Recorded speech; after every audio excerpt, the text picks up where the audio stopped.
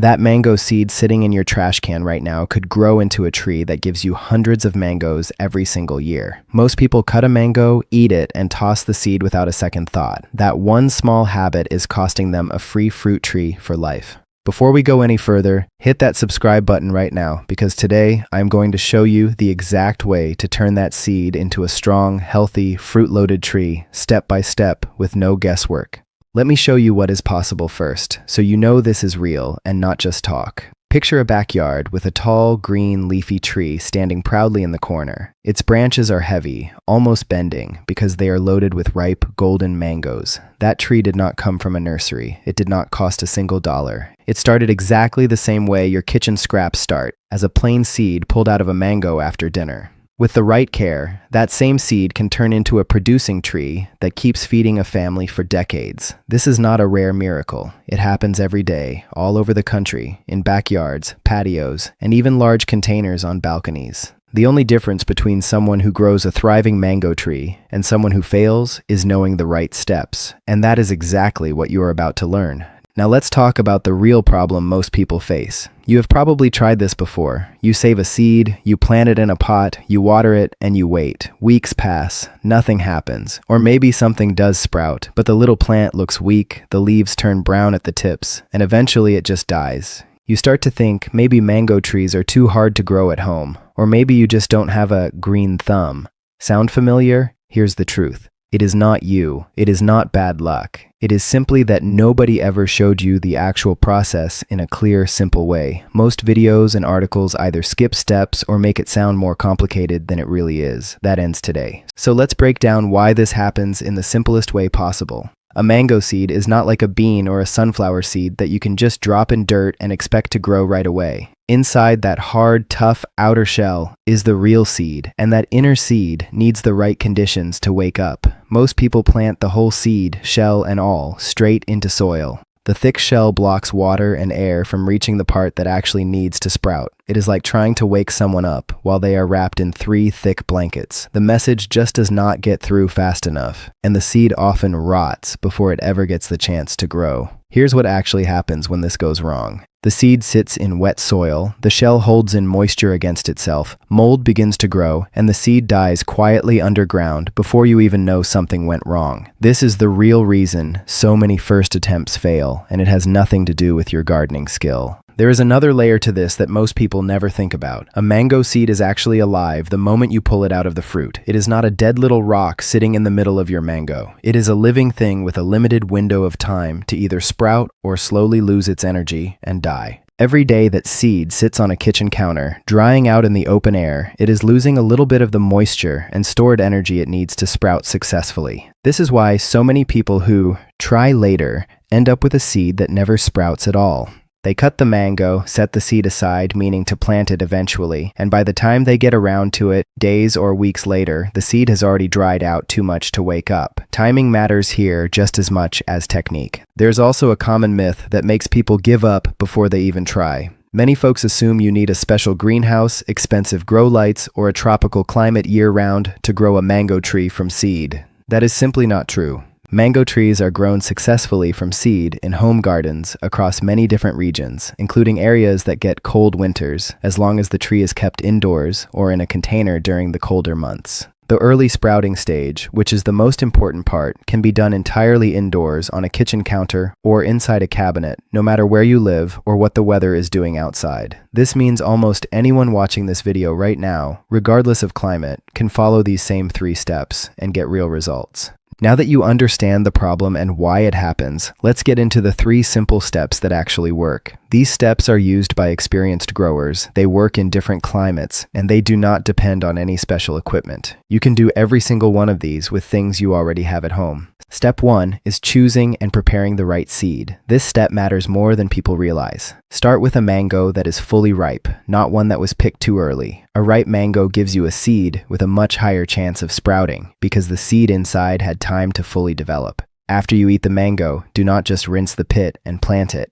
Clean off all the leftover fruit fibers from the outside of the husk using your hands or a soft brush under running water. Any bits of fruit left on the shell can attract mold once it goes into moist soil, and mold is one of the biggest silent killers of young seeds. Once it is clean, let it sit out on a towel for a day or two so the surface dries slightly. This is not about drying out the seed completely, just removing extra surface moisture so it is not sitting wet before the next step. After the outer husk is clean and slightly dried, carefully open it. This part sounds intimidating, but it is simple once you know what you are doing. The outer husk is the tough, fibrous shell, almost like a small wooden pouch. Inside that shell is the true seed, which looks smooth and bean-shaped, usually a light cream or tan color. You can carefully cut along the edge of the husk with a knife or use a pair of scissors to snip along the seam. Then gently pry it open like a clamshell. Work slowly here. The goal is to remove the inner seed without cutting into it or damaging it. Think of it the same way you would crack open a stubborn walnut shell, applying steady pressure instead of force.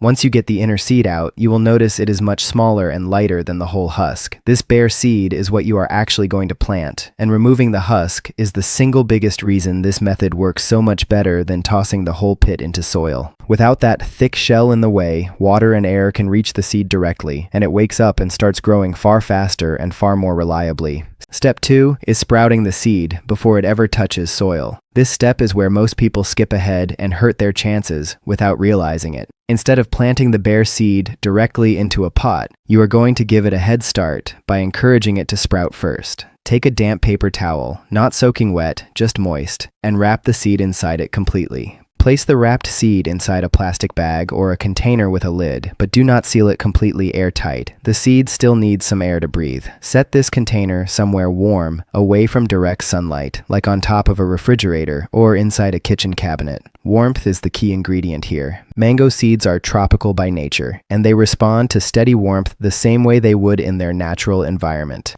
Check on the seed every couple of days to make sure the paper towel is still slightly damp. If it starts drying out, add a few drops of water. If it looks too wet or soggy, let it air out for a bit before rewrapping. Within 1 to 3 weeks, depending on the warmth and the seed itself, you will start to see a small split appear along the side of the seed, and a little root will begin poking out. This is the moment you have been waiting for. That tiny root is proof that the seed is alive and actively growing. Many people plant a mango seed straight into a pot without this stage, and while it can still work, sprouting it first this way dramatically increases your success rate because you can actually see the seed is alive before you commit to planting it, instead of guessing and hoping. Step 3 is planting the sprouted seed and giving it the right start in soil. Once you see that root poking out, it is time to move the seed into a container with soil. Choose a pot that is medium-sized, with drainage holes at the bottom, because mango seedlings hate sitting in water that has nowhere to go. Fill the pot with a well-draining potting mix.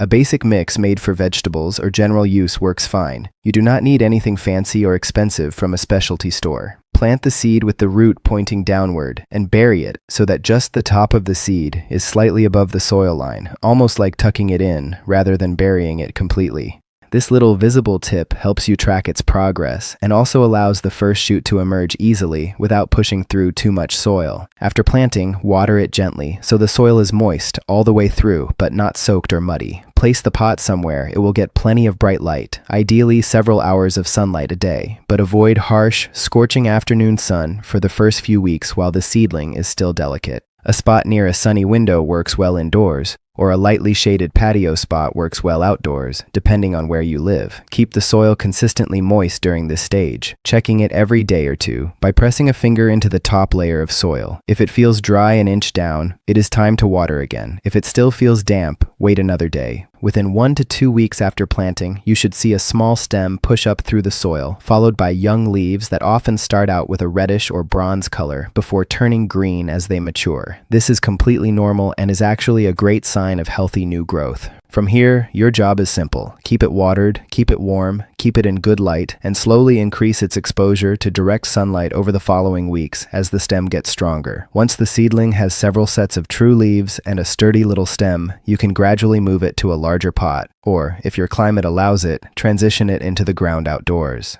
One more thing worth mentioning about this stage. Once your seedling has grown to about 8 to 12 inches tall with several sets of healthy leaves, you can start thinking about giving it more room to grow. Mango trees have long taproots, meaning the main root grows straight down rather than spreading out wide near the surface. Because of this, a shallow, wide pot is not ideal. A taller container gives the taproot room to stretch downward without curling around itself, which can slow the plant down later on. If you eventually plan to move your tree into the ground outdoors, choose a spot that gets full sun for most of the day and has soil that drains well, since mango trees do not like standing water around their roots at any stage of life, whether they are a tiny seedling or a mature tree. When you do transplant, try to disturb the roots as little as possible, moving the entire root ball together rather than shaking loose soil away from it, since young mango roots are sensitive and can go into shock if handled too roughly. Feeding your seedling also matters, though it is often overlooked in the early months. For the first couple of months after sprouting, the seed itself provides enough stored energy for the young plant, so heavy feeding is not necessary and can actually do more harm than good.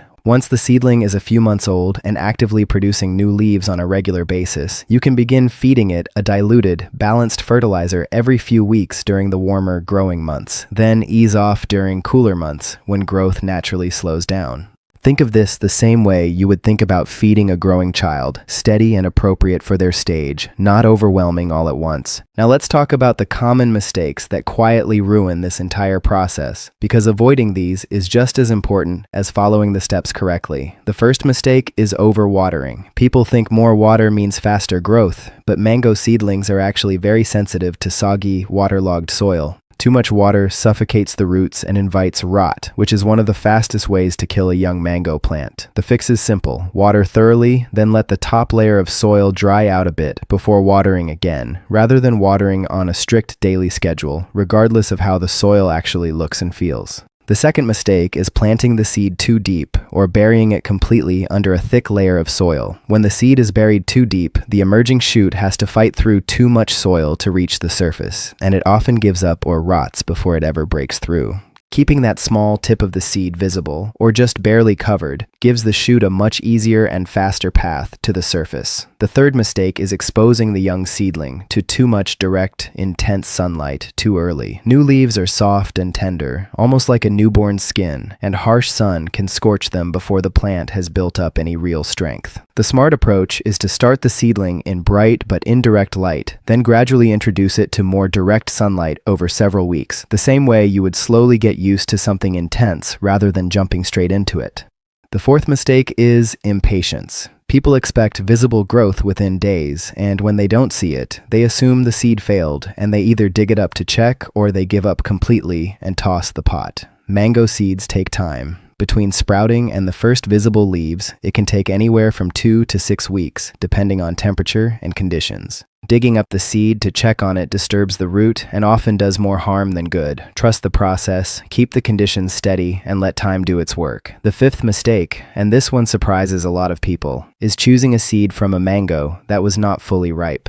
An underripe mango often has an underdeveloped seed inside, and that seed is far less likely to sprout at all, no matter how perfectly you follow every other step. Always start with fruit that was allowed to ripen fully before you ate it, because a strong start with a healthy, mature seed makes every following step so much easier.